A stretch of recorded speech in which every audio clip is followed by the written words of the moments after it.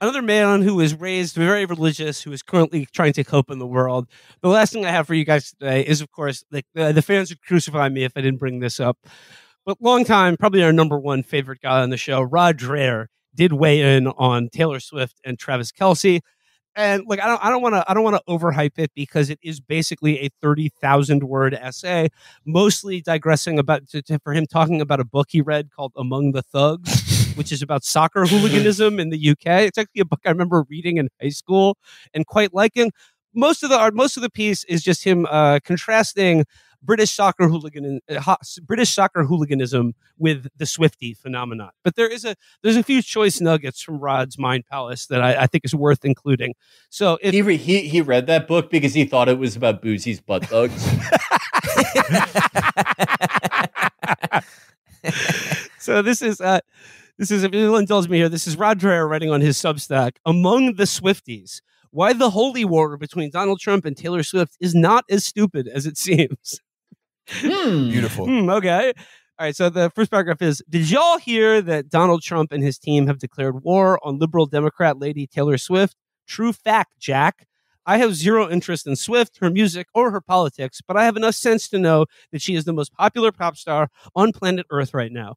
Chances are the kind of people who would vote for Joe Biden because a pop star told them to are the kind of people who would vote Democrat anyway. But still, why do this? Why pick this fight of all fights? I feel like this rest of the year is going to be a long series of we could have had DeSantis moments.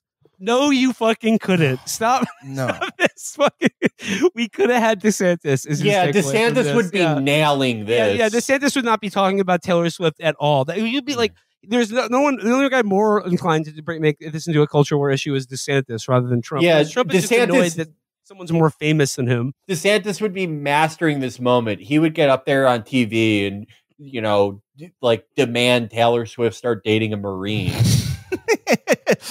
Yeah, the fact that he was like a Gitmo overseer, like he doesn't seem like he seems like the kind of corporate psychopath that would be, good at that, and his backstory is very dark. But then every video during the election cycle for the last 16 months, he's like, "Hi, I really like bear claws and donuts."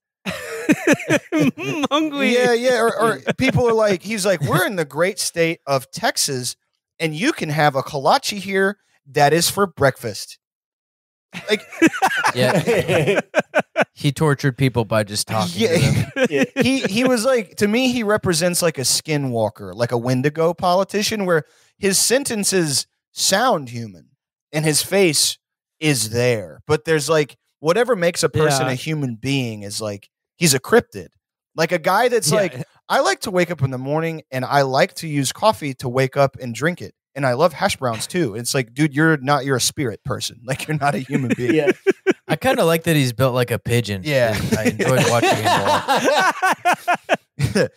I mean, I think he maybe walks like that because of the lifts he's wearing. That's so sick. There is something very pigeon-like about Ron. I loved all the videos where whoever on his campaign set up all these things, all these events where Ron could meet his greatest enemy, children. You are whatever sleeper agent in the campaign did that. God bless you. Like, he would not. He would have still dropped out when he did if he didn't meet all those kids. But like, that did not do him any favors, because every time he would meet a kid, it's just like a 5-year-old kid one of those kids who's like red all the time, silver teeth. They have those types of silver teeth. They're constantly sunburned, like the scab picking kids. Yeah. I think there's 100% correlation with being a conservative, like having conservative parents and then picking your scabs all the time when you're a kid. But they would, they'd have to go up and shake hands with fucking Ron DeSantis, and he would be like, "Hey, nice to meet you. Oh, good. Yeah. Good. Okay." And like when that kid was like, he's eating like a 32-ounce slushie, and Ron just looks at it with disgust and goes, "It has a lot of sugar in it, doesn't it?" That was those were great. I wanted to say about the Texas thing and the Florida thing in general. I've always felt those two states, having lived in Texas my whole life, It's like America Plus. Like everyone's louder, prouder, fatter, dumber. It's America condensed into a thick, sweet syrup. And the aesthetics of the high fructose America. Yes, the aesthetics of these patriot movements, like at the very least, Hugo Boss designed the not like when I did go to protests and stuff like more, and we talked about this on the show a couple times, but like you would see guys, you're like, okay, you guys are dressed up like the Spirit Halloween Leonidas. And then you have a George Washington wig on, and I'm supposed to believe that you represent like you're going to overturn this whole thing. You know, like I'm not intimidated. It's not scary. Jake, to your point about how Hugo Boss designed the Nazi SS uniforms, I mean, I had a similar thought when I was reading the Joe Biden Elmo tweet, because I was just like, could the guy doing a genocide not be this fucking bait? Like, could he not be talking like a baby? This would be like if Adolf Hitler were like responding to like a letter written by Hansel and Gretel and Der Stürmer being like, keep it up. You'll get out of that candy house so eventually. Stay strong and love each other. That is kind of what they were like. Like they were hunting for Santa Claus. Yes, that's. Did you see the? They believed a little too much. Did you see the fucking the Italian PM, that really far right Mussolini lady? Someone took a picture of her cell phone and it had like, "You got this, girl.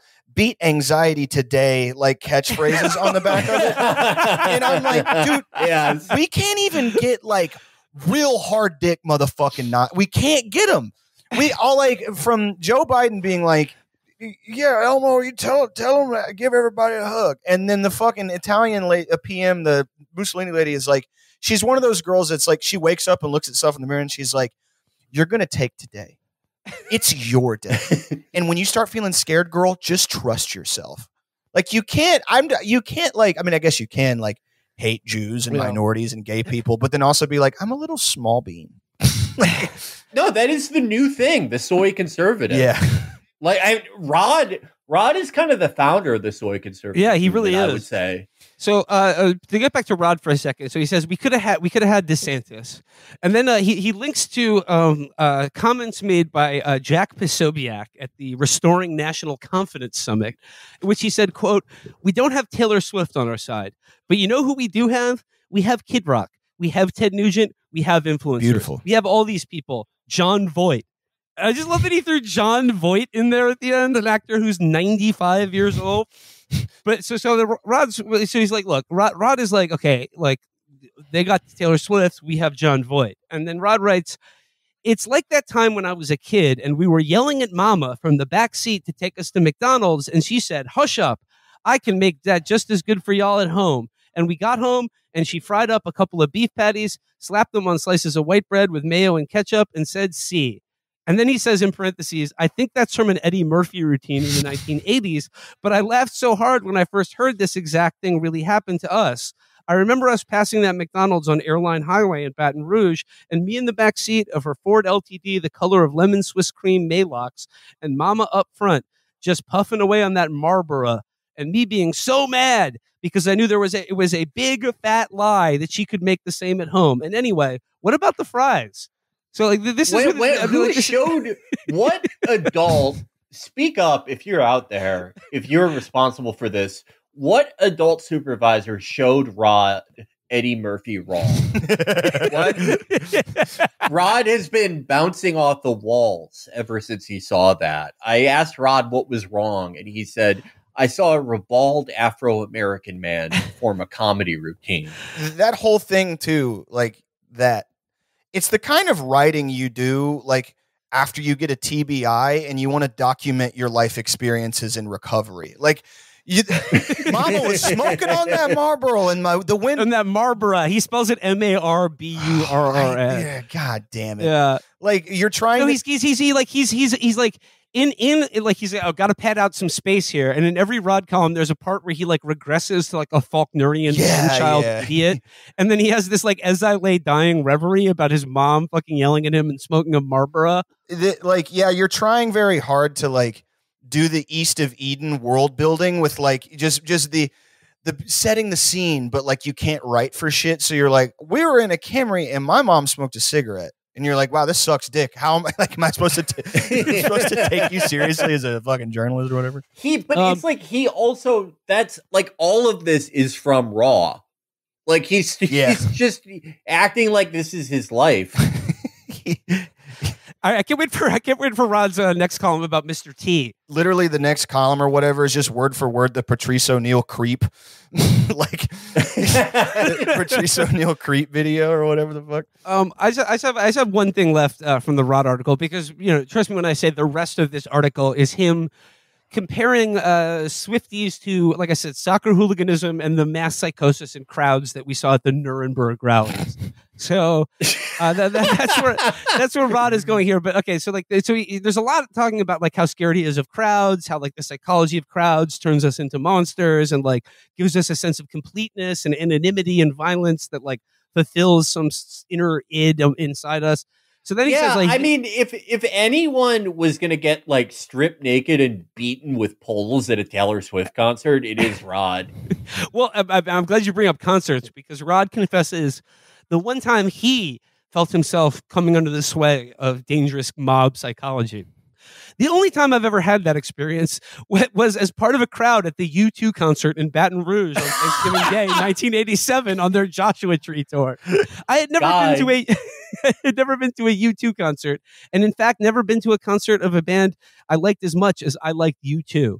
The whole thing felt like some kind of liturgy. And then at the end, when they finished with 40, I had not known that this was standard, and the entire crowd sang along with Bono. Man, I can't say that like Canetti at the riot, I dissolved fully into the crowd, but it's the closest I've ever come. And it felt so good that here I am today, almost 40 years later, on the other side of that concert, recalling that feeling. And just looking back in this, I like to imagine that Rod was the guy in the crowd holding up a sign that said, SF loves you too, before Bono started screaming at him for supporting Sinn Féin. And he's been twisted ever since. Oh my God.